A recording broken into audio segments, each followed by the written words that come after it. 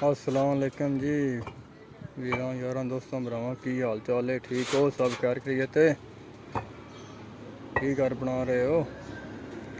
किया सर मियाँ साहब ने ऑफ कम शरीफ सही हो गया ते ए सर अज डेट में चुनाई शुरू की है ते ए उस्ताद मोहतरम लगे ने सही हो गया। अस्सलाम वालेकुम उस्ताद जी। वालेकुम सलाम। हाँ जी सुनाओ। की हाल चाल है? ठीक हो जी ठीक, अल्लाह का शुक्र है। आप भी सुनाओ। बिल्कुल ठीक ठाक अल्हम्दुलिल्लाह, अल्लाह का शुक्र है। अज सर जी की घर बना रहे हो? ਅੱਜ ਵੀਡੀਓ ਬਣਾਈ ਸੀ, ਪਿੱਛੇ ਦੀਵਾਰ ਸ਼ੁਰੂ ਕੀਤੀ ਆ, 4 ਇੰਚ ਦਾ ਪਰਦਾ ਲਾਇਆ ਹੋਇਆ ਵਾਸ਼ਰੂਮ ਵਿੱਚ ਬਣਾ ਰਹੇ ਆ। अच्छा जी ਜੀ ਜੀ ठीक है 4 ਇੰਚ ਦੀਵਾਰ ਪਹਿਲਾਂ ਬਣਾਈ, ਉਸ ਤੋਂ ਬਾਅਦ ਉਹ ਦੀਵਾਰ ਬਣਾਈ ਹੈ, 4 ਇੰਚ ਪਰਦਾ ਲਾਇਆ।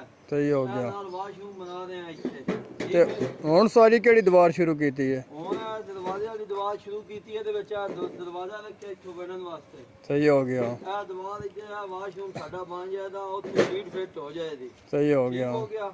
ਸਹੀ ਹੋ ਗਿਆ। ਤੇ ਇਹ 4 ਇੰਚ ਪਰਦਾ ਲਾਇਆ, 9 ਇੰਚ ਨਹੀਂ ਲਾਇਆ, ਤਾਂ ਕਿ ਥੱਲੇ ਸਾਡਾ ਜਿਹੜਾ ਛੱਤ ਪਿਆ ਉਹਦੇ ਉੱਤੇ ਅਸੀਂ ਬਣਾ ਰਹੇ ਹਾਂ ਦੁਬਾਰਾ।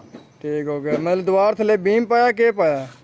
ਇਹ ਸਰਕਾਰ ਨਜ਼ਰ ਆ ਰਿਹਾ ਹੈ, ਕੱਲ बीम पाया है, सरिये पा के थले शटरिंग ला के तो नजर आ रहा है, टोटल बीम है सीधा दोबारा उत्ते। जी सही हो गया। दोबारा उत्ते बीम है, फिर उत्ते है दरवाजा ला दिता है, चुनाई नजर आ रही है, फिर दिया दरवाजा ना रखा है, बीम नजर तो ना नहीं दिया।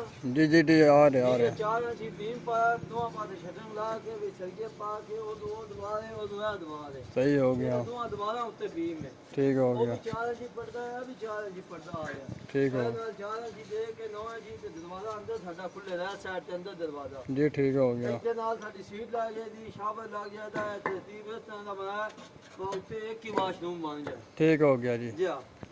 तो वीरों यारों लाइक और कमेंट करना और शेयर करना और फॉलो करना। ठीक हो गया।